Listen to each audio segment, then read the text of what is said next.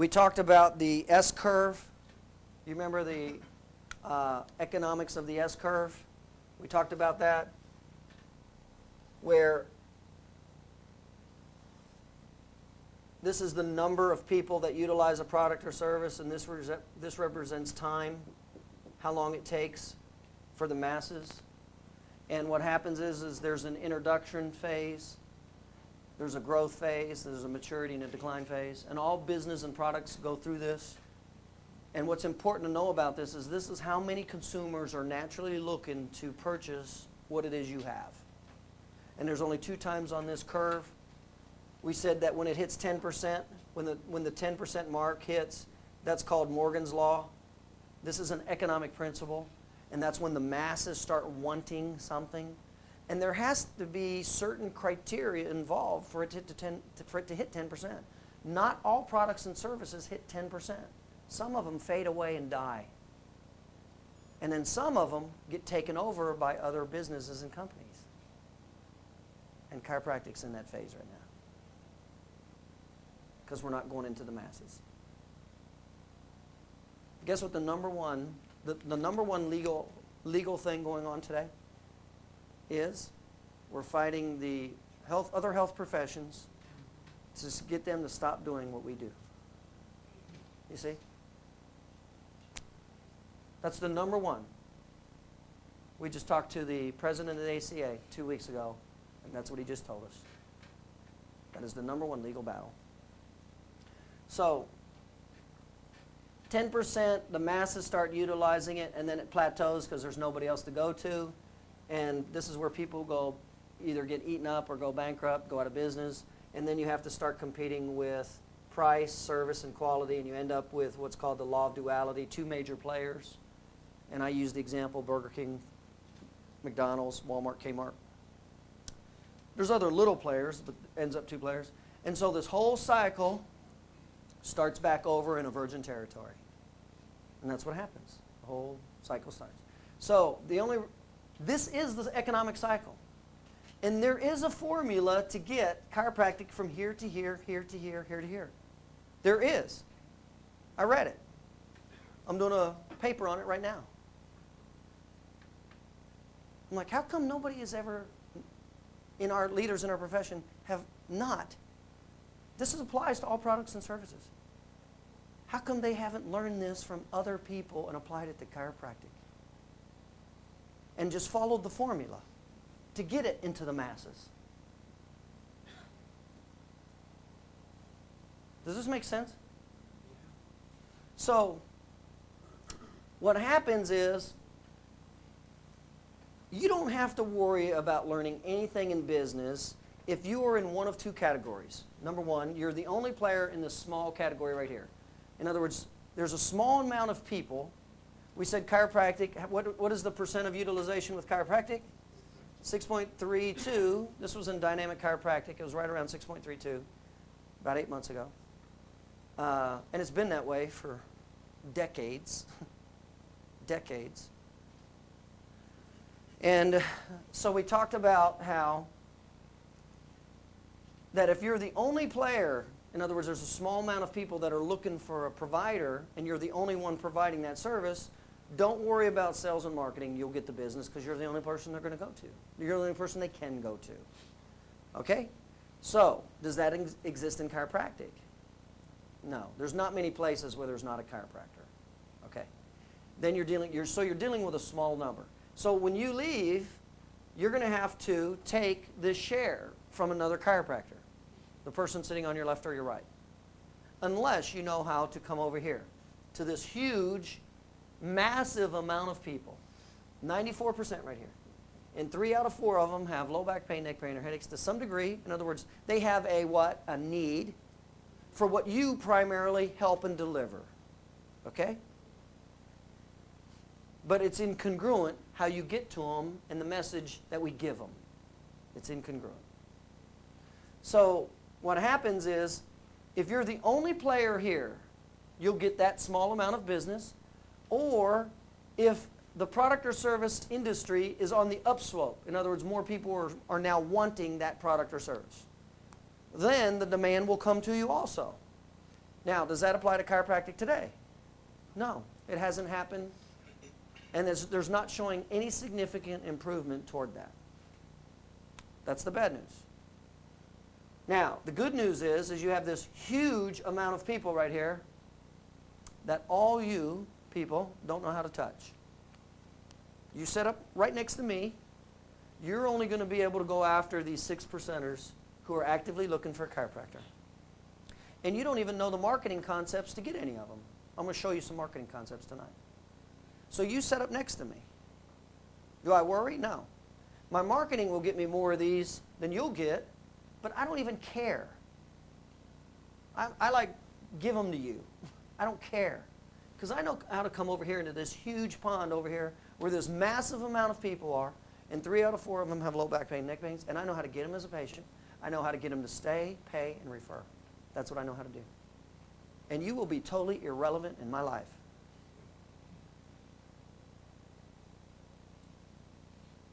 So, any questions about this?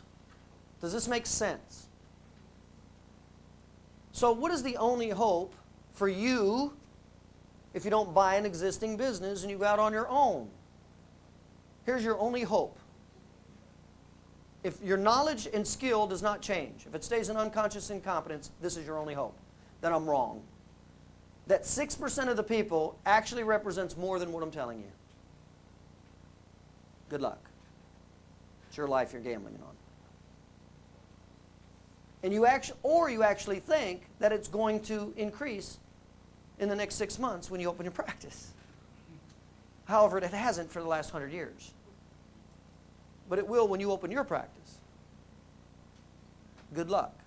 Okay? So, this is really what we're looking at. So what does this mean? What does this mean? Okay. We talked about the 7 components of a business: the executive, the financial, human resources,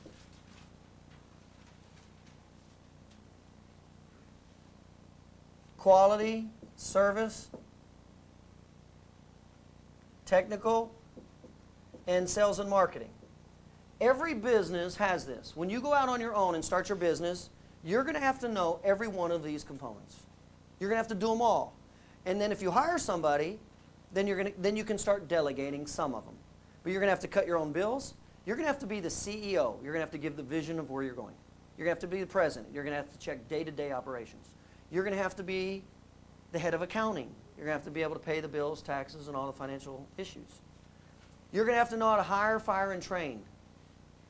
That's what you're going to have to know how to do. Deal with quality or service issues. Technical, you should know those anyway, because that's what you're learning at the school, is how to be a chiropractor. And then you're going to have to learn all the sales and marketing. By the way, what I talked about today, that process I talked about today was called sales. Okay? We're going to go into that a little more tonight. What is the difference between sales and marketing in the marketplace? And that's what I was trying to show you. There's only 4 ways for you to make revenue in your business. Remember those 4 ways? Number 1 was, by the way, it's no different than you, Walmart, McDonald's, Kmart, IBM, Microsoft. This is exactly what they have to do also. Who's been in business here before? Anybody? Anybody else?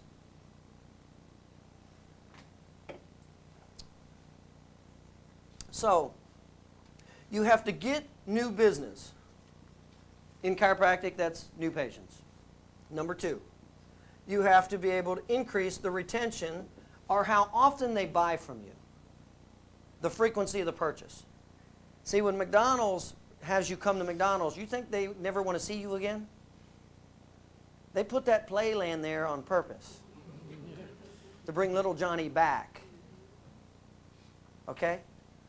That's called retention, more purchases.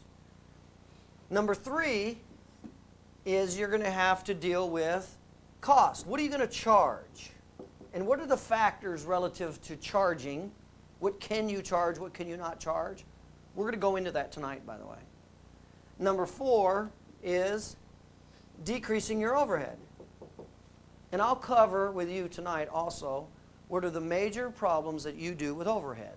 I'll tell you what the 3 common mistakes are for you to have high overhead. I'll go into that tonight. Okay?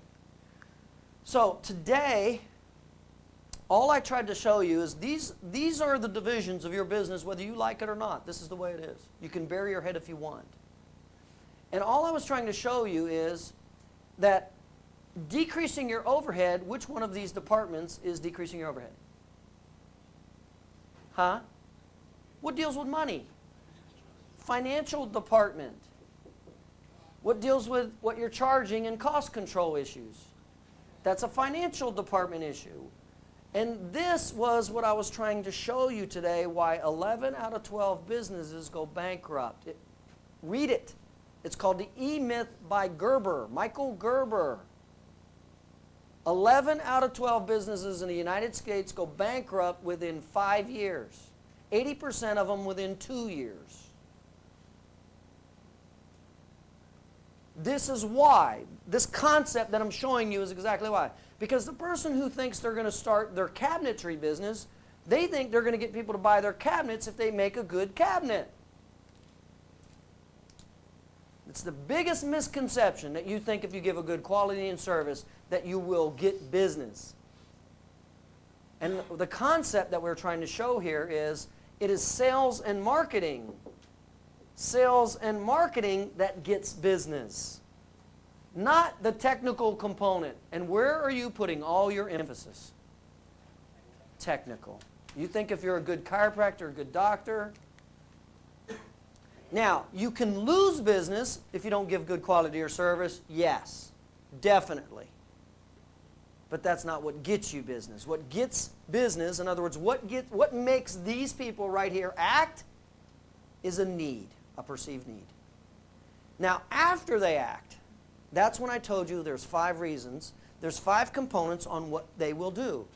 This is how you act as a consumer. This is what you do. The first thing you do is you have a need. If you don't have a need, are you going to buy? No. So how much sense does it make for you to try to cognitively talk somebody in the chiropractic care that doesn't even have a need? Well, do you buy when you don't have needs? What do you think about wellness care? People are totally healthy. They have no perceptual problem of a need. How much time and money do you think they're willing to spend on care? You see? That's a very, very, very small niche market, and it's middle upper class disposable income.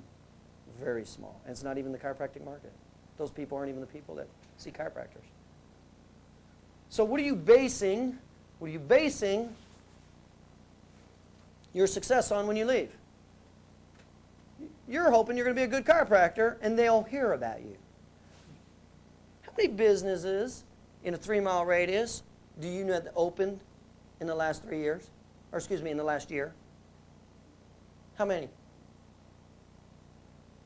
In the last 1 year, how many businesses in a 1-mile radius, the professional businesses, CPA, dentist, lawyer, attorney, optometrist, podiatrist, how many in a 1-mile radius do you know opened in the last year? What makes you think they're going to know about you? Ooh. You guys are so egocentric. You think so many people are going to know about you. Well, how many do you know about them?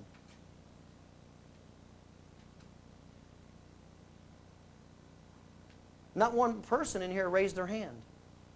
How long have you been living here? 1 year? 2 years? 3 years? And you don't know of one business in that field that is open in a 1-mile radius. Well, let me ask you this. How about a 3-mile radius? Anybody? 1? Two. But they're together pretty much. So. And I'm not, wait a minute, and I'm not talking about a chiropractor. No. These are, Okay. I wear places. You're fine. You're fine. 1 unit, 3-mile radius, all these people, and it's probably a friend or friend of the family. Somebody personally knows. Is it? It's, the only reason I knew they were there is because I drove by and happened to see it. Good. So it was one of those random accident kind of things, okay? What's the only concept I'm trying to get across to you? You guys think more people are going to know about you and want what you have than the reality of the way it's going to go? What you're really getting at school now is what you're going to get wherever you go. You just don't know it.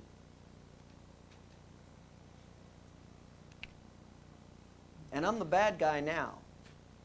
And then 6 months from here, 1 year from now, guess what kind of phone call I get? I get at least one phone call a week that somebody has heard me at least 1 year ago or longer, a lecture like this. And guess what they all say? I say, were you at my lecture at that school? And guess what they say? Yes. And then I say, how come you didn't believe me? And guess what they always say? Every one of them has said. I'm going to quote. They all say the same pathetic thing. Guess what it is? No, not my program. I'm talking about what happens to them. I didn't think it was going to happen to me.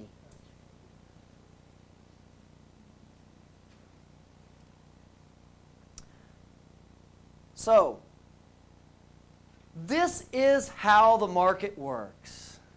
This is how it works. I am now explaining to you why businesses fail, why they succeed, specifically chiropractic. That's what I'm explaining to you. Okay? So, all we're trying to show here is that getting new business and retention is a sales and marketing issue. It is not a quality or service issue. Quality or service will lose business and won't get you business. What makes these people act? First, a need. First, they got to have a need. These people are already acting because what do they have? A need. They already have a need, so they're acting. Now, after the need is established, then they will choose from one of 5 categories, and we said number 1 was name recognition, proximity, price, quality, and service. It is this order, it is in that order in chiropractic. Now, how much name recognition are you going to have when you go out? 0. Good luck. Proximity. Why did he know about that office opening? What did he just say? He drives by it every day. Proximity. When you go buy something, one of the factors, depending on what the product or service is proximity. And we use the example of the school. How many of you fit into that example when you were thinking about going? First, when you wanted to go to chiropractic college, what did you first have to have? A need. You wanted to be a chiropractor. How important was this school if you didn't want to be a chiropractor? 0. So the first thing you have to have is a need. Number 2, when you did, what happened unconsciously in your mind? You went through your mind, you collected data and information, and these are the categories you went to. You went to, who's the big one? Usually the big one is known as the first. Palmer. Palmer gets more students just because they're number 1. It's called the law of category in marketing. You always remember first, not seconds. It's a law. Who's the first chiropractic college? Who's the second? That's a good question. Who's the first person to fly solo across the Atlantic? From Paris to France. Who was the second? They did it a week later. Who was the first female pilot to fly across the Atlantic? Who was the second? It's called the law of category. See, you as a consumer, you remember first, you don't remember seconds. So sometimes you'll go to first in the category. In this case, it was Palmer. If not, what was the next thing that you looked for? Proximity. Who is close to where I live? Who made these choices in here? Raise your hand if this is how you made your choices. And then what was the next thing that you went? Price was an issue for you. Why? Because you are lower socioeconomic. You're students. Price is more of an issue for middle, lower class economic people than it is for middle, upper class, or upper class. The lower your economic class, the more important price is. And unless you come from a professional family background, if you come from like any other background in America, you came from middle, lower class family probably. And if you did come from that, price was more important. How many of you was price an issue in your college when you looked? When you were comparing colleges? How many? Did you not look at the prices? Now, none of this matters if this was your choice, name recognition. Why? Trust. You just have high trust. In other words, if you picked it because you were referred here, you just have high trust. And price isn't as much of an issue, or proximity is not as much of an issue. That's how it works. Same with your patients. So, does this make sense, by the way? Okay? Now, where is quality or service in chiropractic? Our patients, when they come in, guess how many questions I have had asked? When I had patients come in 12 years, and I asked them, why did you choose me? Guess how many times they said a quality or service issue? I can remember one. One. In this industry, chiropractic, this is how the consumers choose first. And these are the few people that are chosen, and they're divided by all the chiropractors in your area. And that's the market forces. That's what you get. And you're just hoping that it's going to be enough patients to pay for your bills. That's what you're hoping. So, those are the components of why, when we do choose. Does this make sense that if you think that you're going to get all these people and it's based on quality or service, you're in trouble? Can you see that? Can you see how you better know something about sales and marketing to get new business or get it to stay? And how much does sales and marketing have to do with the technical component, meaning chiropractic? Absolutely nothing. You're putting all your emphasis on the technical component. What's the real reason you go to all these seminars? These specialty seminars? To learn. Why? To get the business, to make the money.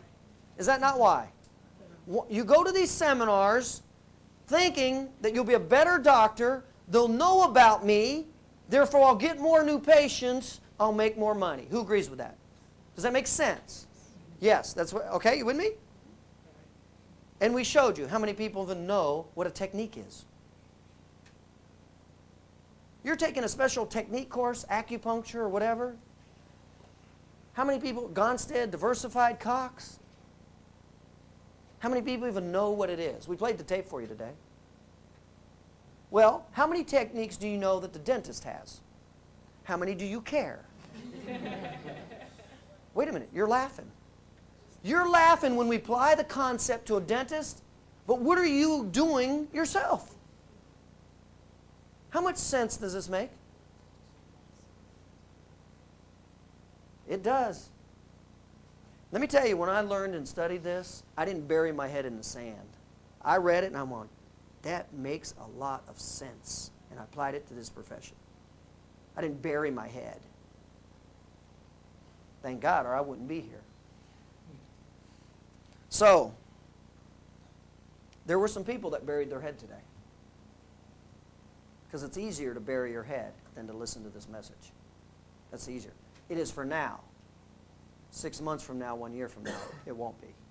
This is the game you will have to play, whether you like it or not, whether you like me or not. You see? See, I'm used to some of you students being sarcastic with me. I'm used to it. 1 year from now, you get to play my game now. You're on my field 1 year from now. You don't have student loans paying for you now. And this is the arena you're playing in. Now you're on my court. So, these are the components of the business, and this is why. So what is the number one reason that businesses fail? 11 out of 12. They think they're going to give good quality, good service, and get the business. And get new business, get it to stay, pay, or refer. That's why. And then they go under. 80% within 2 years, within 5 years, 11 out of 12. That's how it works. Okay, it does not have to be this way. It does not have to be this way. You guys just make it hard on yourself.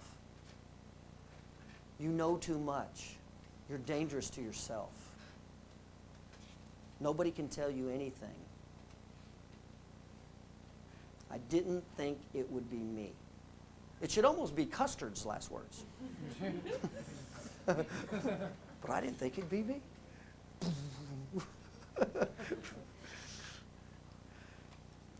It doesn't have to be that way. I joke about it because it doesn't have to be that way. You guys, it really is you. It really is. And you can't see it. You can't see it. So, these are the 4 components that you have to do. I'm only talking about this one right now, which is getting new business. So here's your hope. I'm wrong. Your hope is that this small percentage of people that are actively looking for a chiropractor is going to be enough for you to make an income. And this is when I used the numbers and I showed you how many new patients you were going to have to get right here. Now, we used $150,000 today. Let's just use $100,000. If you want to make $100,000 a year, and your income and your overhead is 50%, how much money do you have to make that year? $200,000. $100,000 to go to overhead, $100,000 for you. By the way, do you know what the national average is for overhead? $14,000 a month. But don't worry, it won't be like that for you. None of this will apply to you. Don't worry about it. That's according to chiropractic economics. The ACA, it's around $12,000 a month. Okay? So, if you have $200,000, that's how much money you would need to make $100,000. What I'm trying to show you right now is how many of these people, these 6%ers, you're going to need. How many of these 6%ers are you going to need to make that money? Here's your hope. Here it goes. $200,000, you divide that by 12. That's how much money you need a month. So that's $16,666. Now you divide that by what's called $1 per visit. The average amount of money you make in a visit. The national average is $40. So when you throw all the money in and divide it by the patient visits, it's $40. That's the national average. Is it fair to use that number? I'm just using it because it's the national average. So now that'll tell you how many patient visits that you need that month. So you divide that by 40, and it'll tell you how many patient visits you need that month to make this happen at a $40 per visit at a 50% overhead. So you need 416 patient visits that month. Now, how many new patients does that represent? Well, how do you figure that? That's the patient visits. If your patient retention, in other words, the average amount of time that they stayed when they come in, was 1, how many new patients would you need? 416. Good luck. How important is retention? How important is retention? Very important. Because if we can get these people to at least stay for 2 visits, what did we do with the number of new patients that we need? Cut it in half. What if we can get them to stay for 4 visits? Do you see? So retention is very important. But here's the bad news. Does the market want to come back to you? Remember the analogy that I showed you? That if you did go to a podiatrist, a dentist, a lawyer, a CPA, optometrist, you name it, how much money did you want to spend if you did go? How much? Little as possible. How much time do you want to spend when you do go to that office? As little as possible. And how many repeat visits are you just anxious to come back for? If that's how you are as a consumer, what makes you think that they're going to fall in love with chiropractic? You think they care about chiropractic? Do you think, well, let me ask you this. Do you care about dentistry? No. That's right. Only when you have a need. And if the dentist can't fill the need, what do you care about the dentist? You don't. Do those people out there care about chiropractic? No. They care about their problems. Now, if chiropractic can solve their problem, they'll care. If chiropractic can't solve their problem, they don't care. Just like you. Do you care about optometry? No. Unless you need glasses. Then you care. Now, what if the optometrist can't take care of your problem with glasses? Do you now care about optometry? No. See, the population doesn't care about chiropractic. They care about you taking care of their problem. If it's under the banner of chiropractic, good for you. Good for you. How much sense does this make, by the way?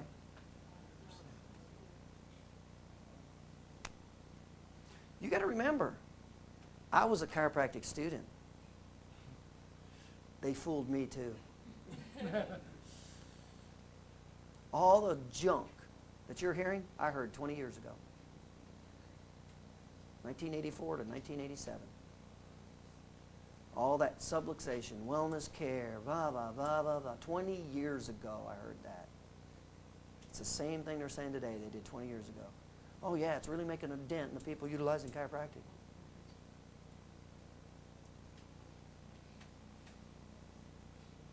So, here's the point that we were making. If 6%, here's your key. If you want to make $100,000 a year, you need $200,000. Divide that out. How many patient visits is that? It's 416. How many new patients is that? You divide that by your retention. We got a problem. How long do they want to stay? Well, how many repeat visits do you want to go to the podiatrist, the dentist, the CPA, or the optometrist? 0. And guess what they're going to want from you? When they show up in your office, guess what they're going to want in the first visit? Everything. And how much money are they going to want to spend for you to fix everything on the first visit? And guess how much time they want you to do it in? And guess who else acts like that? You do. You do. It's called market forces. This is how you are as a consumer. But you think, by some miracle, you'll just educate them on chiropractic. Well, you've been educated on cleaning your teeth by the American Dental Association. All you guys know to get your teeth cleaned every 6 months. Out of this room of however many people in here, 30, how many get your teeth cleaned every 6 months? 3, 4, 5, 6? 6 people out of 30. And you're the highest educated people. What does that say about the medium educated and the low educated masses? Good luck. Good luck. Okay? It's time we start hearing what they really want. It's time we start delivering what they really want, not what we want to force on them. That's what it's time for. It's time to start taking care of people's problems instead of pushing what we want on them. That's when this number will go up. That's when it'll go up. Until then. So, we're talking about to make $100,000 a year, 50% overhead, $200,000 gross collections, $16,000 a month in collections. Divide that by $40 per visit. 416 patient visits, which you need a retention. What's your retention going to be? They're not going to want to give you much because when you go somewhere, you don't want to go back very much. So what is a number you can use? 8 to 12 visits. When somebody comes in and they have a problem, what is the average amount of time they will stay? 8 to 12 visits. Take 416, divide it by 12. The average number of visits somebody will stay, 34 new patients. Here is your only hope to make the income you want to make. That this, if you don't know any of this other stuff, that this 6% will be 34 new patients a month. Is it working for you now? But it'll work for you somewhere else. Oh, yeah, well, it's just this area. Don't worry about it. When you go back to your area, those people are totally different. They will listen to you. They will do what you tell them. They will know about you. Do you see how ridiculous this is? When you came into school, you were normal. You were. You were. After 3 to 4 years of you talking to each other, it's okay, isn't it? Yeah, it's okay. This is great, isn't it? Yeah, this is great. Isn't it wonderful? It's wonderful. That's what happens. Every day, for 3 to 4 years, 4 years later, you're whacked. And so you come out with all these ideas and perceptions and all these paradigm shifts. And you try to be everything to everybody. Well, how well is it working now? If it's working, get up and leave. You don't need to be here. Go on. If your system is so good now, go do it. Right? Does that not make sense? If you're satisfied with the results you're getting right now, leave.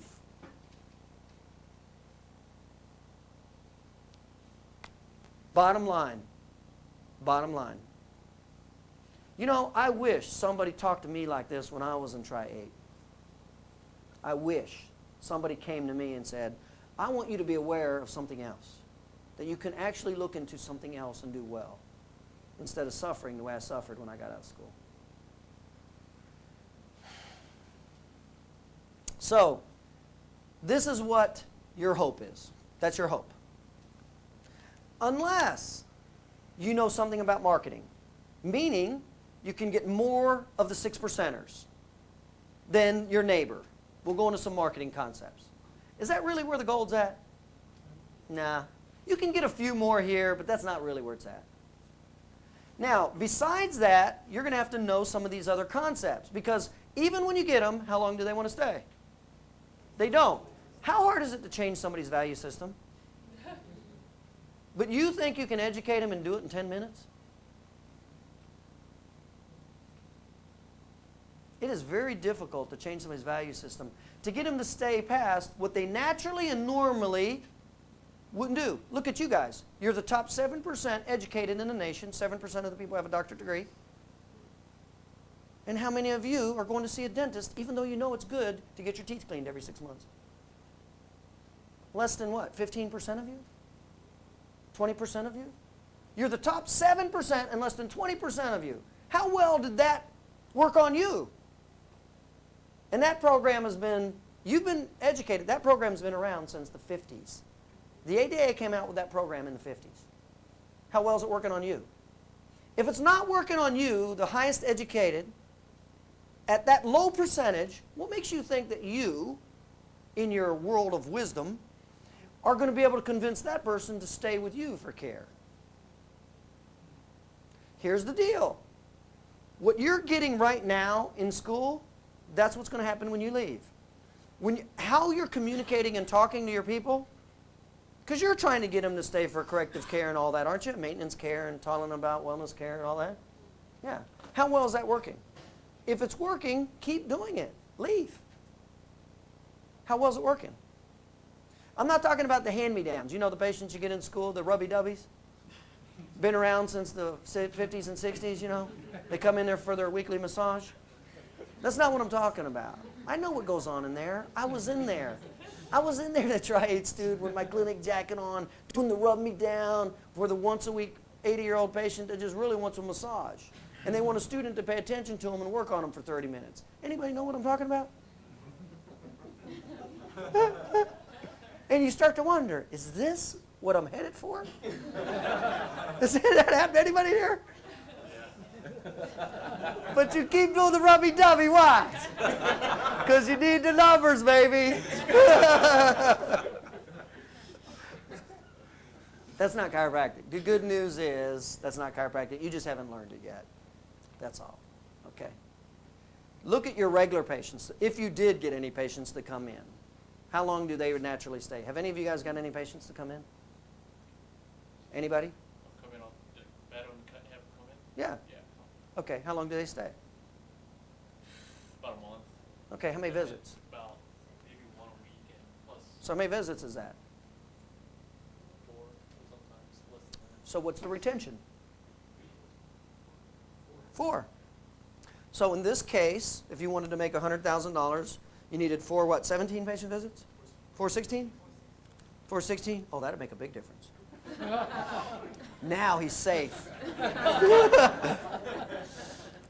Divide that by 4. That's how many new patients you're going to need a month to make $100,000 a year. 104.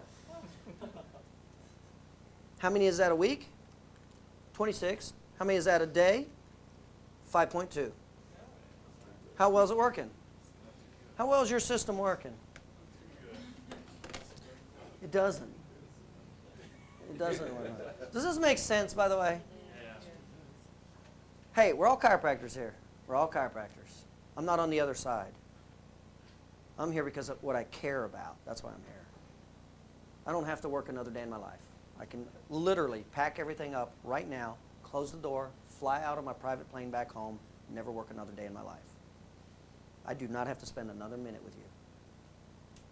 I care deeply about this profession. Okay? I was 15 years old when I had my chiropractic experience. I believe in chiropractic.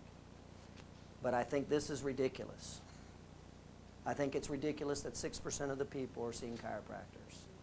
When how effective we are. I know how effective we are. I treated patients.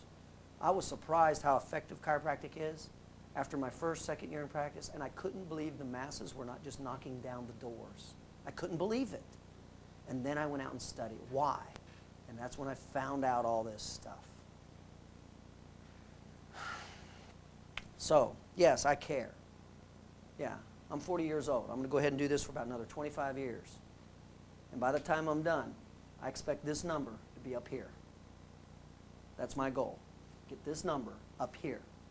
Where 70 to 80% of the people routinely choose and pick chiropractic care, and they don't think twice about it. And they trust you and they believe in you.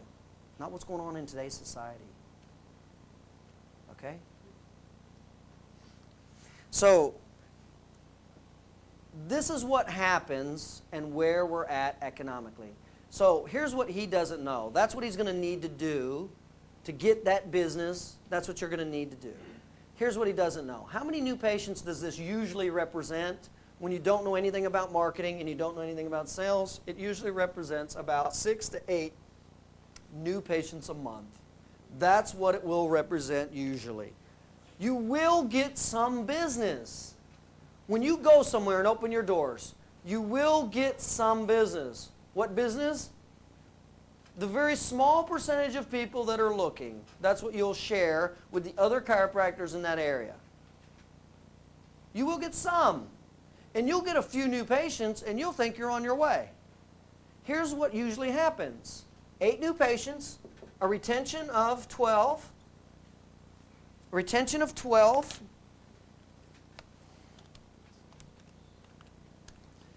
96 patient visits, divide that by 4, is 24. Usually, the market forces will give you between 20 and 40 patient visits a week. That's what it'll give you. You will get this. You don't have to worry about knowing anything else. Go out there, you'll get 1 or 2 or 3 new patients a month. They'll stay for their 4, 5, 6 visits. You will. And in the first month or 2, you'll be excited because you actually got some business. And little do you know that it stays that way until you change. Until you know how to change one of these dynamics right here. Get them to stay longer, or know how to go over here and get more people. Or know some marketing to get more people of the people that are actively choosing. You're going to have to know something different to change your results, to make your results different. And that's usually what you're not willing to sacrifice. Most of you aren't willing to sacrifice what you need to sacrifice to get what you want. See, all of you want this. There's very few people in here that are willing to sacrifice this to get this. Most of you want to sacrifice this to get this. That's how you guys are. And here's what you don't know. To get this, guess how much you're going to have to sacrifice? This. That's what you don't know. It's called exchanges. You're going to have to give an exchange in abundance. If you want to make $100,000, you're going to have to do $150,000, $200,000. Not 100, not 60, not 50. Your exchange system, what you're willing to sacrifice for what you want, is incongruent right now. And you don't know that. And you will get the results of your actions. You're actually getting them right now. You're just not accepting responsibility for them. You're blaming everything and everybody else. The market is giving you exactly what you deserve right now. You just don't want to believe it. It's going to be better somewhere else. The number one reason for personal failure, in life, rationalization. That's because, but it'll be better when. That's the number one reason for personal failure. So, now, does this make sense? Does this all make sense? Okay, how it works? Let's do a little exercise real quick.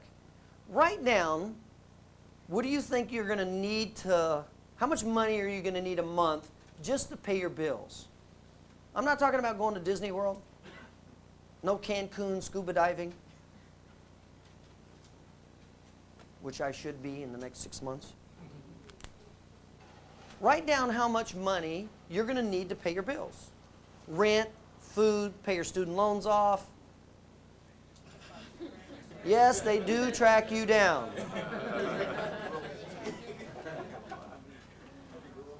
By the way, the best money Paul Hollern ever spent on Paul Hollern was the student loans.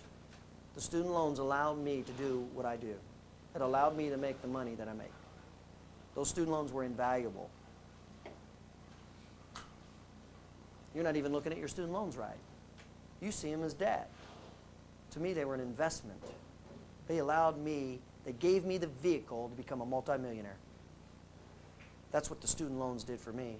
I was glad to be able to pay those.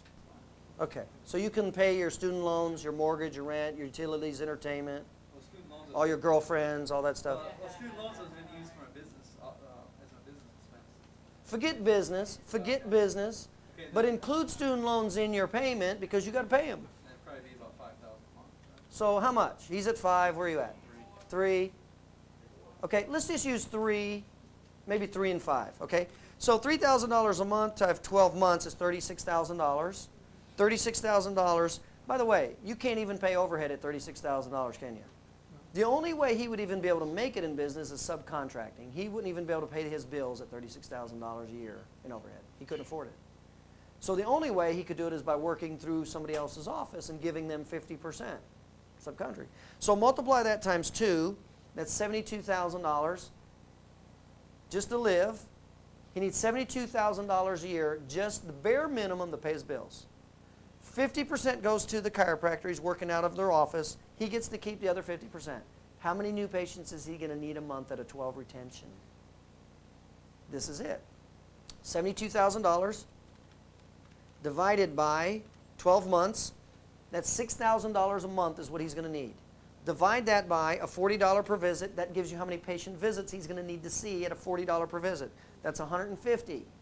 Divide that by his retention, and that'll tell him how many new patients he'll need. Divide that by 12, he needs 12.5. How many a month are you getting now? Maybe 4 or 5. That's why 11 out of 12 businesses go bankrupt.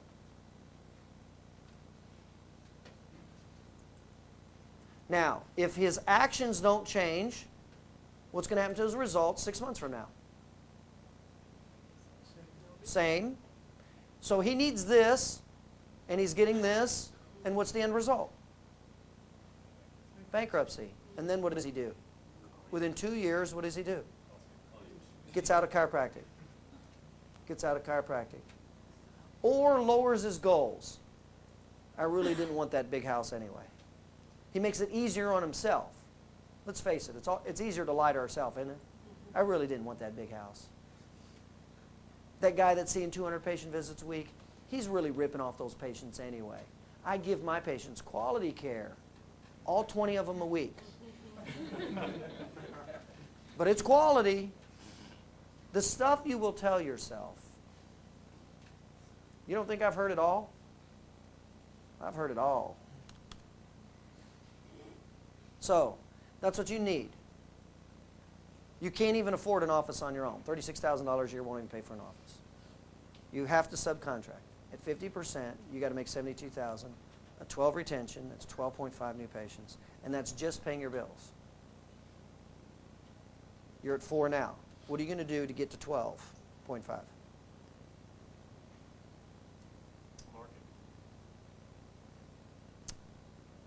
Well, it probably won't be me. Because you have to be accepted into my program. You don't just apply and get in.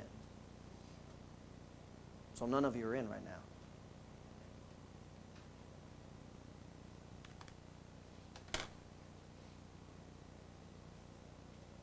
So, you're going to have to market. What do you know about marketing? Just little bit. That's all. All right. These are the realities. This is where it's at. In other words, what am I trying to say to you? Is there stuff that maybe you don't know? Yeah. Are there skills level maybe that you have no idea about right now? Yeah. That's all I'm saying. So let's move on to the next subject here. All we're showing you is how the market works. By the way, how many of you know chiropractors that have graduated in the last year or two that this is exactly what's happening to them? And maybe they're taking a part-time job to help pay for their bills now. You guys know anybody? You guys have any friends like that? Do you guys have any friends? I know a chiropractor that's been out since the 70s. I don't want to go back that far. She's working as a nurse. I don't want to and go. a chiropractor. I don't want to go back far. I was eating dinner about a month ago in Louisville. We were talking, and the waiter overheard our conversation. I was talking business. The waiter goes, "You guys chiropractors?" I go, "Yeah, why?" He goes, "I'm a chiropractor." I go, "What are you doing?" He goes, "Well, I graduated and I practiced in Chicago for a while, but that deal didn't work out. So I made a deal with a friend here in Louisville, Kentucky, and that deal didn't work out. But I got a good deal in Dallas, Texas that I'm going to next week. But I want you to know I'm the crazy one. I'm the weirdo. I'm the whacked out one." What's he doing? Rationalizing. He's chasing. You see, in Louisville, Kentucky, we're getting rich. There's people in Chicago that are getting rich in chiropractic. It's not necessarily, it's not in Dallas, it's in your mind. It's what you know. It's not where you go, it's what you know. It's your skill level, it's your ability to create it. Because the market is so big, if you know how, if you don't, that's bad news. So this is the natural forces that happens. Why does it happen? Because a lot of it is you. We talked about what you do. What were the 9 things that you do wrong? We talked about those. Number 1 is you prospect wrong. What does that mean? What does that mean when you prospect wrong? Here's what it means. That the masses of people are broken up into categories. Okay? And there's categories called demographics, age, gender, occupation, education, marital status. And there's another division called psychographics. And then there's another division called geographics. So there's 3 different divisions prospecting-wise. And those 3 divisions, demographics, psychographics, and geographics, represent the masses, and they're broken down into subcategories based on familiar or on groupings, on how they do things. And what happens is, the first thing that you do wrong is you put yourself in front of people who do not buy chiropractic routinely. Who do you put yourself in front of? People like you. Middle, upper class, white collar, educated people. Why do you naturally go to and are attracted to those kind of people? Familiarity. Who's it easier to talk to? People like yourself, who have the same values and ideas and concepts, or other people who don't? That is why. So you position yourself with people like you, and you are not the type of people that buys chiropractic. No. In marketing, it's a term, it's called reverse engineering, and here's how it works. You take this calculator right here. You put it on the market. And everybody that buys it, you go get all their information, demographics, psychographics, and geographics. Where do you live? Age, gender, all that. And then they find out that there's a certain percentage of people who are more likely to buy this calculator, and there's a certain people that aren't buying it at all, and there's some quasi in the middle. Does this make sense? Are you with me? Because not everybody buys the same thing. So, it's called reverse engineering in marketing. So what they do is they find out who geographically, psychographically, and demographically buys that product, and then guess who they market to? Those people. They don't come over here to these people who aren't buying for the different reasons they don't buy, because there's multiple reasons why you don't buy what you don't buy, and most of them are subconscious. Probably nobody in here is ever going to buy a Yugo. Even if it was given to you, what would you probably do with it? You'd sell it and go buy what? What you want, the used BMW. Is that not right? Okay? So this is called reverse engineering, and this is, now, here's the deal. Who buys chiropractic? Well, there's certain characteristics of people who buy chiropractic.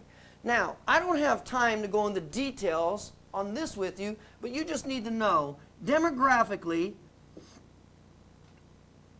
there's multiple categories demographically. As many as 43 different categories of people and how they buy and what they buy in the healthcare industry, product industry, service, all that stuff. And there's 9 psychographic characteristics, and you need to know some geographic factors on how far you will go to buy something, and culturally. Let's face it, Southwestern attire in the Northeast is not going to be a large purchase. It's going to be a very small niche market. But take Southwestern attire and sell it in Arizona, that's called a geographic market. Are you with me? How much sense does this make? Okay? So, the first thing that you do wrong, what's your first name? Yeah. Scott, I'm answering your question. Your question is not simple, though, Scott. The first thing you do wrong, Scott, is you don't know anything about what I'm just talking about. You don't know anything about you don't know the definition of psychographics. So the first thing you do is you do the natural thing, which is unconscious incompetence, and you naturally go to people like you, instead of studying who is in the market and going to those people. Okay? So in chiropractic, now I'm going to make a short of this. I'm going to make this short. It's basically middle lower class, blue collar, labor workers. Those are some very broad ways of saying who our market is.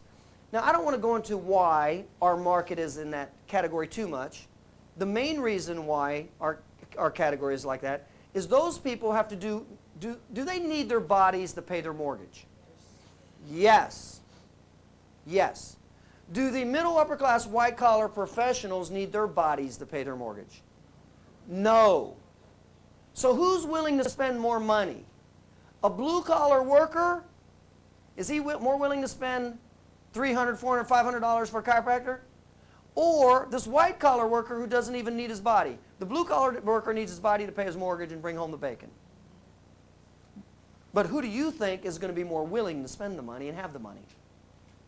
You think the white collar person has the money, is going to be willing to spend it. No.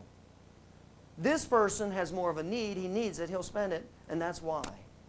Does this make sense? Okay?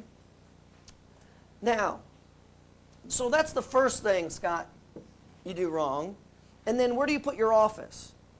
You put your office in that area. You go into town and you go, oh, I like it here. Based on your value system, educated, trying to be middle, upper class, white collar professional. That's what you're trying to do. And that's where your values are from. And so you go into a nice new area and you go, oh, I like it here. I'm going to put my practice here. And guess how good of a market that is for chiropractic? The majority of people in that area aren't even chiropractic, people who naturally and routinely pick chiropractic. It's like putting a Mercedes dealership in a low-class neighborhood. That's what you do the reverse of that, though. Or putting a Yugo dealership over in the middle upper class white collar area. How much sense does that make? So that's the first thing you do. It's called demographics, psychographics, and geographics. You try to position the purchase from people who don't even naturally buy the product. But that's okay, educate them. It doesn't matter how educated I help you, you're not going to buy the Yugo. If I give you the damn Yugo, you're going to sell it and go buy your used BMW. You're not driving around in the Yugo because there's multiple factors on why. Besides, right, cultural. What's the culture going to say about you? Okay. So, all right, how much sense did that make, Scott?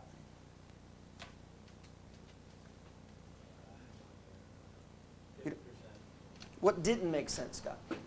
Well, it seems like in order to break into that 94%, you're going to have to get some patients that aren't generally going to fit into that lower class that is already going to, or that has a, that you're saying that the chiropractic market's not that. Can you be more clear in your statement? Help me out here. The lower, you're saying what's our market? Lower middle class? What do you think? I want to be clear also, I'm not saying that's what our market is. Reverse engineering is saying that's who the market is.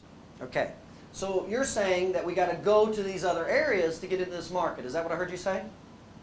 To some degree, you're right, but guess who the masses of these people are, Scott? Yeah, no, I know that. Oh, then, if you knew it, then why did you ask the question? But I'm just saying, all I was saying is that you're going to have, Let me repeat it. Guess who the masses of these people are? The masses in society, guess what the average income is? $47,000 a year. That's the average income. Guess what percentage of people make over $100,000 a year? 6%. It's like 6%. What percent makes over $200,000 a year? 1%. 1%. So, how many potential people in this category are there right here of potential chiropractic users demographically, geographically, and psychographically? A lot. A huge amount. Yes. There's still a huge amount of people. Does this make sense? The majority of Americans aren't educated middle upper class professionals. That's not the majority, that's the minority. You with me? Okay. So how big is this market, Scott? How big is that potential market? Yeah, you're right. It's big. It's huge. So there's still plenty of opportunity, a lot of opportunity. Okay? Any other questions? Anything else that doesn't make sense, Scott? Okay. All right, so that's one of the first things we do. I'll tell you a real easy concept. If you don't know any of this, let me tell you the most simple way that I explain demographics to my students before they know anything about this. I say, here's the deal. You and your wife drive into town. Most of the time, women make emotional decisions and men make more cognitive decisions. That's a generalization. It's not always true, but it's a generalization. And so I say, you and your wife drive into town. If your wife says, ooh, honey, I like it here, get the hell out. Because her value system is not the value system of our patient base. And that's not where they're going to be. Now, if you drive into a neighborhood and she goes, oh, this is not good. I don't want to live here. These are farm workers and factory workers. And look around for an empty space. See, there's a difference where you want to live and where you want to practice. And you represent a certain market that is not who your consumer is. Who agrees? And who does this make sense to? Raise your hand. Okay? So one of your questions is, what do you do wrong? Well, I'm telling you right now, this is one of the first things you do wrong. So guess what one of the first things you should do right is?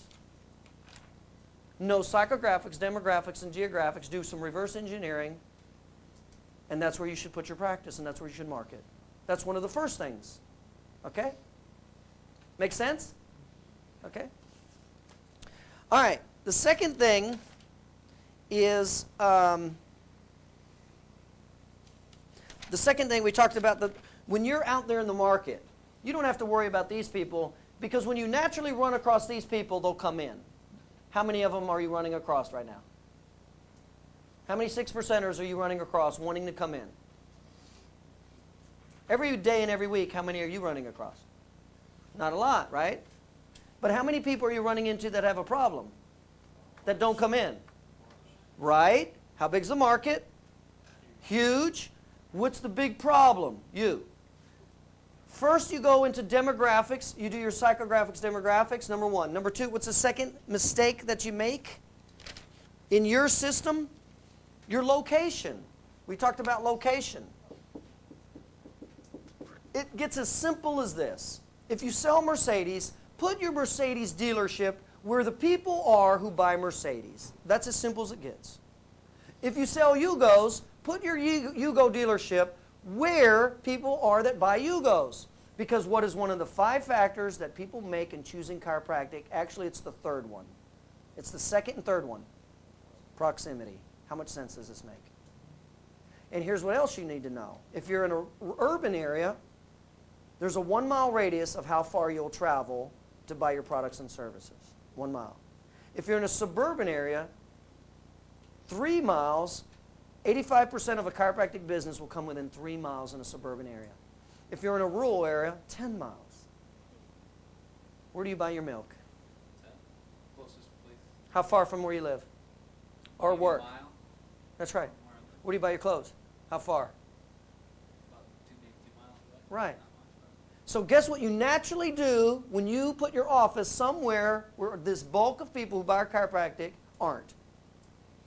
Oh, they're going to travel 5 miles to come see you, just like you're willing to travel 5 miles to get your gallon of milk. People do go far distances for services, but they only do it with what's called a strong referral, name recognition. You'll go to your salon or beauty if you move for a while, and then eventually what will you do? Find somebody close by. How much sense does this make? So what's the second mistake you make? You go to where it's ooh and ah, you like it, it's favorable, instead of where the people are. And what you don't know is these people don't drive 5 miles over here. One of the decisions and why they buy is proximity right here. And if you're in a suburb, 85% of your practice is in a 3 mile radius. You're in a suburb right here with this school. How many of you are doing marketing outside of 5 miles? How many? How hard is it to drag them in outside of 5 miles? It's probably as hard as for him to drive 5 miles to get his milk. But they'll do it for you, though. See, you need to understand human behavior. And human behavior is not you. You can't impose your desires and wills on other people. You need to understand how they think and act consciously and subconsciously and go to fulfill those. That's how you get a big practice. Not trying to force them to drive 5 miles to get their milk. Okay? So number 2, that was location. Number 3 was gateways. Now this is a huge one in chiropractic. What's a gateway in marketing? A gateway in marketing is, it's where what the masses associate you with. They spend tons of money trying to do branding. All the companies, service industries and everybody, they try to do a thing called branding. They try to recognize IBM with computers, Xerox with, Pizza Hut with. See, they spend lots of money trying to associate a name with a product or a service.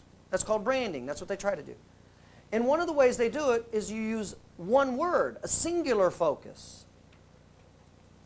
Okay? And the analogy that I give you is when I said IBM, Xerox, or Pizza Hut, or KFC, what was the first thing that you thought naturally? When I said KFC? See, you as a consumer, that's what you're thinking. And what happens when I now talk and market and say, KFC is now going to sell cars? Do you see how ridiculous this is? You just laughed, and that's exactly what you're doing as a chiropractor. You just sit there and laughed at me and what I just said, but yet that's exactly what you're doing.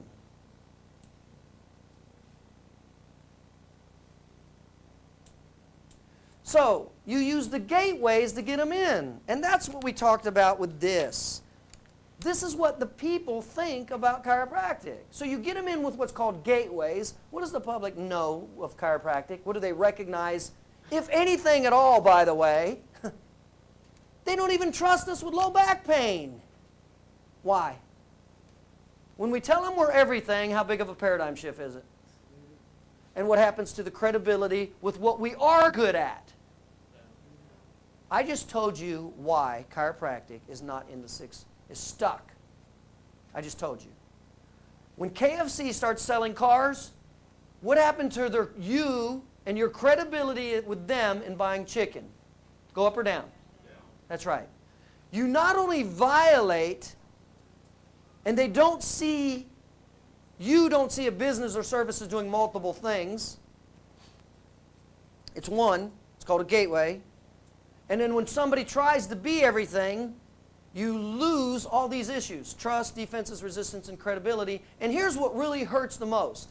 It limits this from going into the masses. It limits it See, to go into the masses, you need to narrow your focus, not widen your focus. You need to narrow it to increase your volume. So we're doing just the opposite. What are we saying we can do? This profession? Everything. It's called the violation of the law of line extension in marketing. That's what it's called. When you try to be everything to everybody, you essentially become nothing to everybody, and that's why chiropractic is stuck at 6%, and we have 23% trust ratio. Do you think I like this, Scott? You think I like these numbers? I'm pissed, Scott. I'm a chiropractor first. I'm pissed that it's like this. Because I know how effective this is. I know something you don't know. I know what these hands, knowledgeable and skilled, can do with somebody with a problem. And because of what we say and how we say it, the masses never even experience it. And they're afraid of us and they're scared of us. It's not because medical doctors put us down. We're everywhere. We're scattered everywhere. And because of that, we're staying at the low end. We have low credibility, and we're not going into the masses. It's called gateways. Now, you can treat other problems. So you can bring them in through gateways, and then it's called line extension. So you come into KFC for chicken, but KFC will sell you macaroni and cheese. Does this make sense? You can, when you go in there, you can buy macaroni and cheese. You can buy corn. You can buy other stuff. So chiropractors can bring them in with what the public does associate, and it doesn't even associate them strongly with back pain, because, why? We try to do everything. So the key is to bring them in through the gateway, because that is what they're familiar with, that's where their trust is at, that's what they're knowledgeable with. By the way, that's where there's a huge market too. You're lucky, by the way. You're just lucky that 3 out of 4 people have low back pain, neck pain, and headaches. They actually have a problem that you can help them with. And so this is what you get. This is the market that we talk about.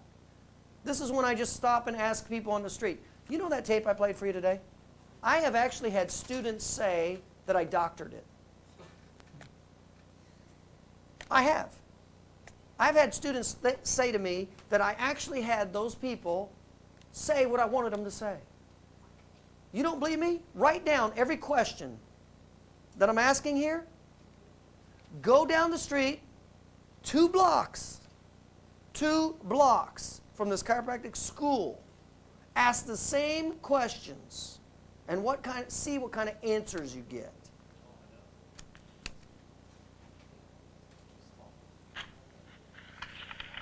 Inez?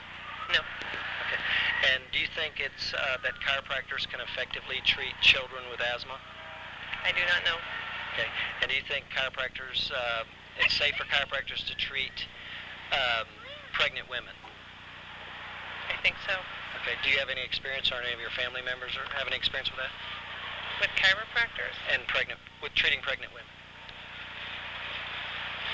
Not in my family, but I think some of my friends. Okay. All right. Thanks. Do you know what a subluxation is? Subluxation? No. Okay. Do you think chiropractors can effectively treat children with asthma?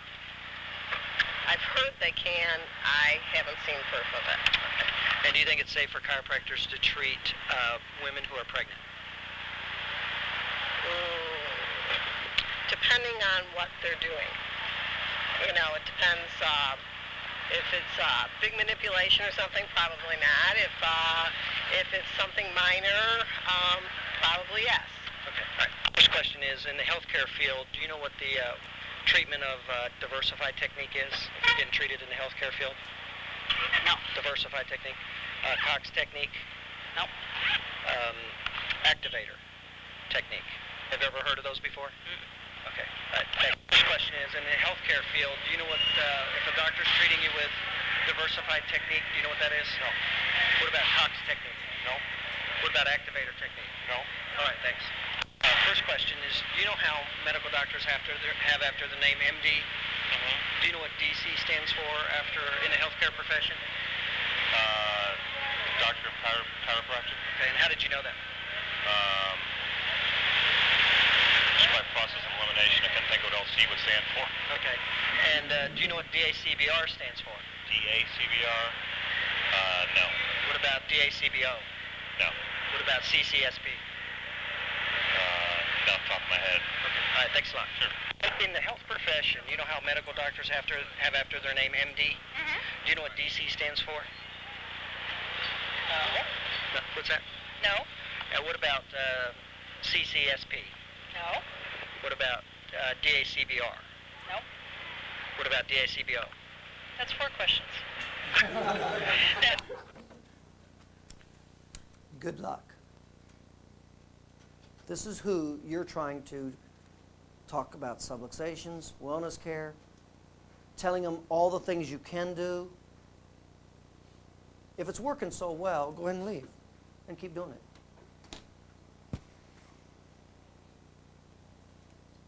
This is the real world. This is not your school bubble where you hit each other and go, it'll be okay, it'll be okay. Tell me it'll be okay. Tell me it'll be okay. It'll be okay. Yeah, it'll be okay.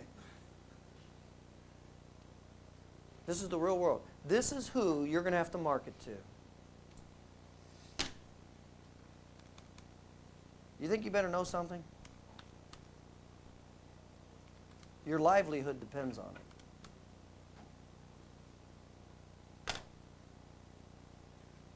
So, you asked me, what's the solution? I'm giving you solutions, Scott. First one was, don't prospect wrong. Number 2, I talked about locations and the significance of that. Number 3, don't alienate the heck out of your people. If they know you for doing something, stick with that to start with to get them in. And once you get them in, you can work with them through what's called introductions to work in these other areas. Kids, asthma, pregnancy. That's how you build that business. Go ahead and advertise that you're now treating pregnant women.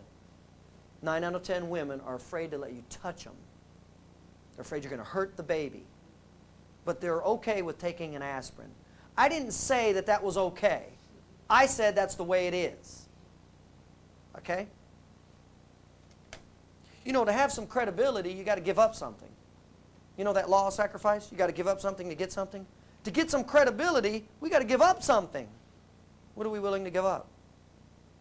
What is this profession and the leaders willing to give up? Every time the ACA tries to put something through, the legislators, guess who the first people are to block it?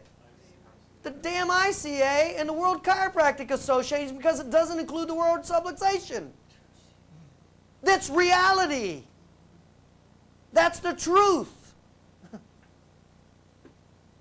We are the problem. So, what's another thing that you can do properly to assist you into getting more of this market or this market? Number 4, unfamiliar terms. How well is that working? Do they know what DACBR is? Do they know what COX is? Do they know what diversified technique is? Do they know what subluxations are? Do you buy stuff you don't know? When somebody says something to you, a word you don't know, do you get warm and fuzzy all over? Or do you run away? Does your trust go down? Does your defenses go up? Does your resistance go up? Does your credibility go down? What naturally happens to you? That's exactly what's happening to your consumers. That's it. So, don't alienate them. Number 5. When you tell people what to do, what does that naturally make them do? Yeah. Yeah. Have you guys ever said something like this? Well, you need to come in and let us look at it. Yeah, we can help that. Why don't you come on in and I'll look at it? Have you guys ever said stuff like that? To get patients when you find out they have a problem? Isn't that what naturally comes out of your mouth? And right when you say that, what happens with their body language and their words? Do they jump in and go, yeah, how do I do it? Where can I get involved? Or do they start doing the Michael Jackson moonwalk? What have you noticed? What have you noticed when you start telling them what to do? Right. Is it working for you? You have to learn a new way of communicating with people. You can't tell people what to do. You push them away. Number 6. You talk about wellness care, or you promote wellness care, or maintenance care. Why is it only 3% of the population actually gets maintenance care? Of the people that come on it, why is it only 3% of the people? How many of you guys are getting maintenance care in any other field? Where's your perceived need? High or low? And if your perceived need is low, how much time and money are you willing to spend? Right. That's why you guys aren't getting maintenance care. You know all the other health professions have regulations with maintenance care, what their suggestions are? Optometry, cardiology, proctology, mammography. All these other professions have regular recommendations. How many of you guys are following them?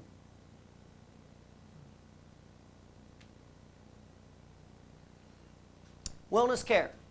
Who does buy wellness care? It's only 5% of the population actually buy pleasure. 5%. Most people are running and getting away from painful situations. 5% of the population buy wellness care. And who does spend time and money on wellness care? Well, do they put a day spa in a blue-collar area? No. They put a 51,000 square foot spa where I have a condo in Naples, Florida. Why? It's the highest per capita of millionaires in the United States. Who spends money on wellness care? The wealthy or the middle upper class disposable income. What percentage of those people are, how high and strong of a need is it? 5% of what you're doing is actually based on pleasure. 80% of everything you're doing is to run away from pain. So, and of that small market, how many of them are psychographically, demographically, and geographically chiropractic patients? Guess who they're patients of? Their neighbor who's the neurologist. That's who they're patients of. But what are our leaders telling us to do? Sell subluxations and wellness care. Why don't we just start taking care of people's problems? Why don't we narrow our focus, take care of people's problems, and increase the amount of utilization from 60% to 70, 80%? So we're stuck at 6%. So let's go and sell wellness care. Words they don't know, subluxations. Wellness care, a small market that's not very strong, to try to get more of chiropractic into the masses.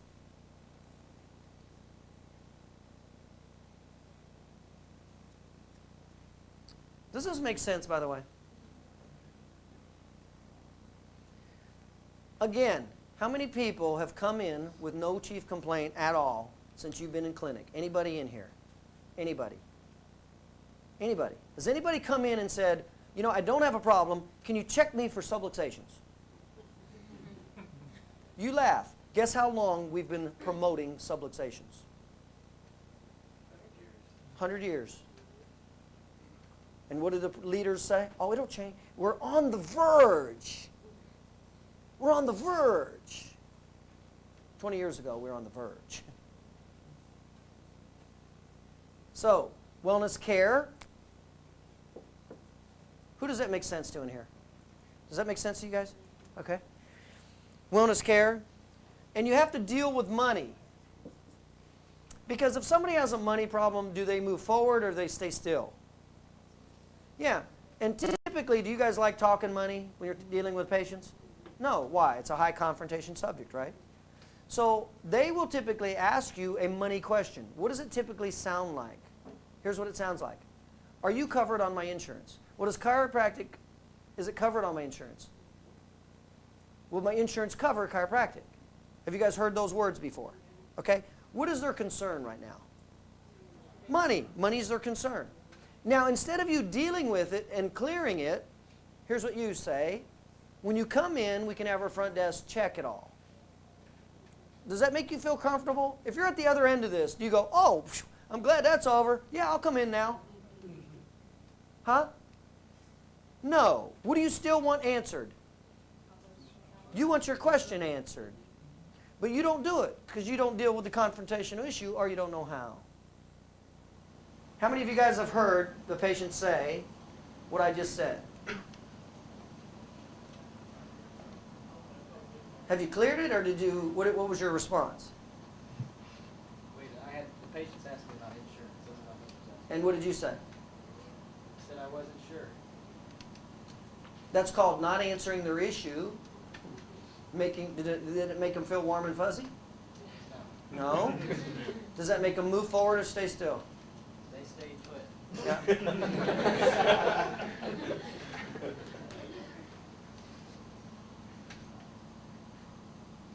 You know, it's not like that in Louisville, Kentucky. They come in. Even if there's a money issue, they still come in.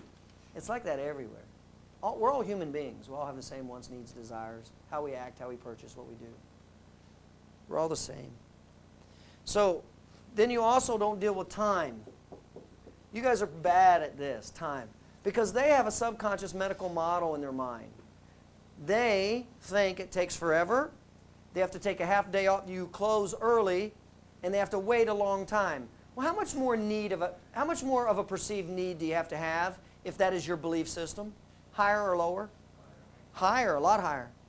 Now, who taught them that? The medical model. Because when they're used to going to a doctor, what are they used to doing? Taking the day off or a half a day. When they go in there, how long are they used to waiting? A couple hours. And then how long does the procedure take? Long time. Now, you don't know this, so when you're talking to them, and in their mind, they just automatically assume this. So what do they do to you? They try, in their mind, they're thinking, well, I can come in next week. Or I can come in 4 days from now because I'm off 4 days from now. And you think it's okay. And guess what happens to their perceived need every 24 hours? It decreases 50%. 50%. How many of these people that you said that they scheduled an appointment more than 48 hours later, 3 days or longer, actually came in? Or do you have to usually end up calling them and chasing them now? That's right. Is that what you wanted to do in chiropractic? Chase people? Does this make sense to you?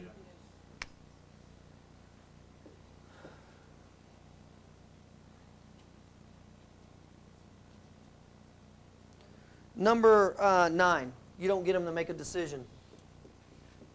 You don't schedule the appointment. You don't schedule the appointment. Here's what you do. Here's my card. You don't even schedule the appointment. You actually think they're going to go out of their way 3 days from now and call in and make an appointment. You've got to schedule them within 48 hours. My doctors, when I train them, they're not even allowed to schedule anybody outside of 48 hours. You're not allowed to. You're not allowed to. If we can't schedule the next 48 hours, hasta la vista. So long. Because I'm not going to chase you. I'm not going to be successful by chasing you. That's not how it's going to work. Okay? So, Scott, these are the 9 things typically that the chiropractors do. Where do they do it? They do it in this market. And then here, they get shot all to hell. 3 out of 4 people have a problem. They communicate in one of these 9 or all of these 9 over here, and it doesn't work. Here it doesn't matter. Why does it not matter here with the 6%ers? They already have a need. I mean, you almost have to be like an idiot for them not to come in. They have enough need that they're looking to do something now. But how many of those are you finding in the market? Are you with me? Okay? So this is what you do, and this is what they do. They minimize their problem or deny it. How many times, here's what it sounds like. It's not that big of a deal. It goes away. It comes and goes. I take medication for it. How many times have you heard that when you start talking to somebody about their problem? How many times? Yeah. And then the next thing they do is they ask for free information. Well, can chiropractic help this? Well, what can chiropractic do for this? How many times have you guys got that? Here's what you don't know. When they ask that question, they're that close to being a new patient. But then you throw this wonderful wisdom at them right here, and you run them off. That's what you do. And then the third thing is they do what's called think it over. Let me think that over. Here's what that means. No. They're just being polite. So when they go, how many times have you guys got that? Well, let me think about it. Give me your card, let me think about it. How many times have you guys got that? Here's what it means. I don't want to hurt your feelings, sucker. No. That's what it means. That's the reality of what it means. And then it's either a money issue or a time issue. They'll ask money questions. Do you accept, does chiropractic cover it on my insurance? Will you accept my insurance? That kind of stuff. Are you on my plan? And then, of course, you deal with it financially like we already talked. And then time. They have these preconceived ideas of time. You don't deal with any of them because you don't even know it. And so 87% of the time, how does this whole interaction end? Give me your card. And they never come in. So you go into these are the 4 components that's going to determine your quality of life. Meaning how much money you make. These are the 4. I'm only talking about 1 right now. I'm only talking about getting new business. That's it. So you go out there and do something like this in this group over here, and you run away potential people left and right here, and a very few of them every now and then schedule. How many? You're finding out right now. I said about 6 to 8. They'll stay about 8 to 12 visits, unless you know how to change it. There are ways of changing it. It doesn't happen by you being ignorant. It doesn't happen by you being a smartass. It doesn't happen that way. Excuse me? Okay? So, what is the system? Here's the first recommendation I would recommend you do. Stop doing what you're doing. If it's not working, stop doing it. That's my first recommendation. Okay? Now, the system that I told you that we use for getting new business, number 1, marketing will get some of this. I'm going to go into marketing right next. I'm going to show you some basic marketing concepts to get more of this. But let's stay over here for just a second. Okay? So, what we do is, it's really, when you look at it and what I'm going to explain to you, it's really quite simple. And it makes a total amount of sense. Number 1, prospect properly. What does that mean? Prospect properly. Demographics, geographics, psychographics. Know who is more likely to buy. And get in front of people who are more likely to buy. If I'm selling Mercedes, I want to get in front of middle, upper, white-collar professionals. Not middle, lower-class, blue-collar laborers. How much sense does this make? Go to where they're at. Not where you want to live. Because one of the reasons why you will pick where you go is proximity based. And the higher the density of the population, the less further you will travel. The less dense the population, the further you will travel. That's how that works.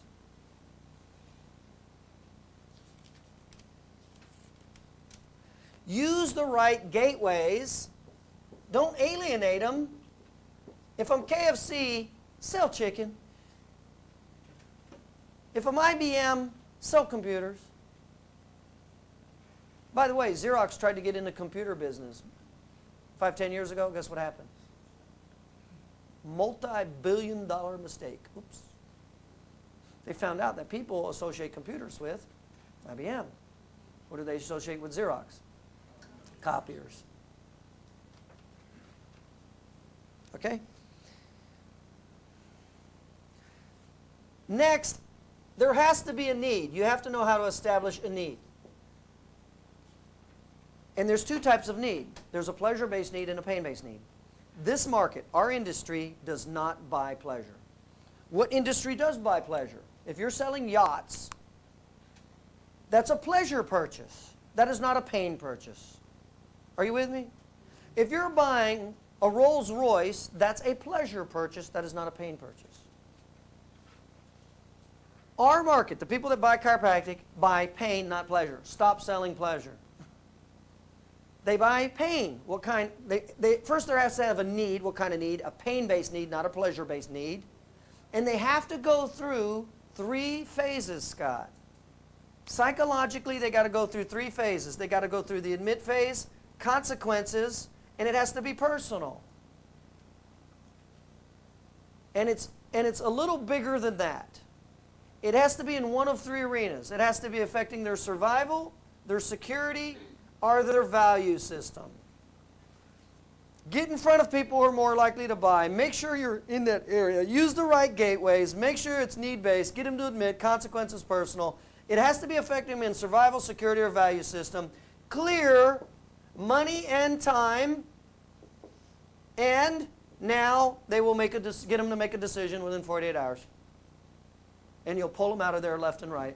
And that's what Stephanie did, and that's what you heard on the phone. That's what she knows how to do.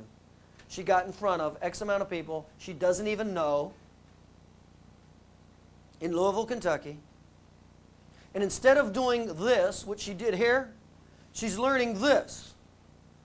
And then she got 60 new patients. She didn't know any of them prior to that. And how many of those 60 new patients were 6%ers wanting to come in and see a chiropractor the next day?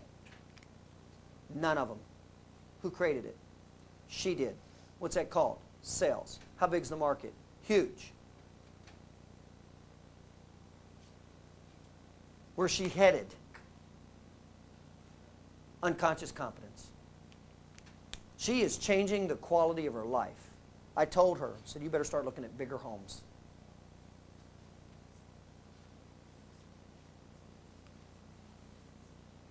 So, this is what does get people. That is your answer to getting new patients, Scott. Does that mean that you now own the skill? No. If Tiger Woods gives you books on how to hit a golf ball, you're going to be able to hit a golf ball now? No. See, there's 2 components. One is the knowledge. The other one is the ability to perform it. And I'll go into why the majority of people fail, because they fail going from unconscious incompetence to conscious competence. That's where they quit and give up, because they run into so much resistance. It's called market forces. Resistance is called market forces, because you don't know how to work in it, and so it's hard. When you first got out in the student clinic, wasn't it excited to go out and do your first screening? Do you remember that? You actually it was live. You could now go out and tell all those people that you told were a chiropractor to come in. You remember that? It was exciting, wasn't it? Yeah. You couldn't wait to look forward to it. You got market forces. How many of them came in first time? How many hours did you spend? Positive or negative experience? Did you want to do it again, or did you not want to do it again? You don't have to answer any of those. I already know what they are.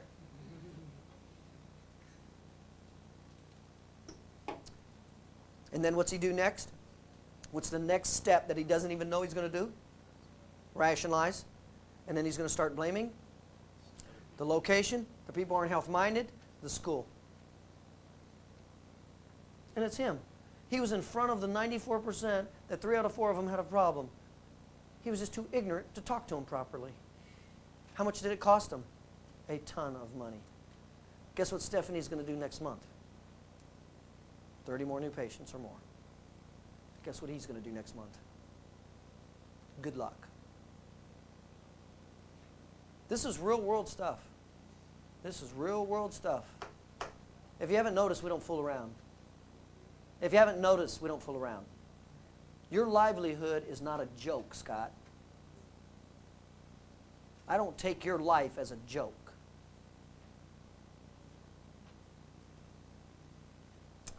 So, we talked about this new business. Now I'm going to go into marketing for just a second. We've talked about new business and we talked about sales. I'm going to go into marketing, some basic concepts on marketing, and then I'm going to run into retention, cost, and overhead. We'll move through this a little rapidly here, okay?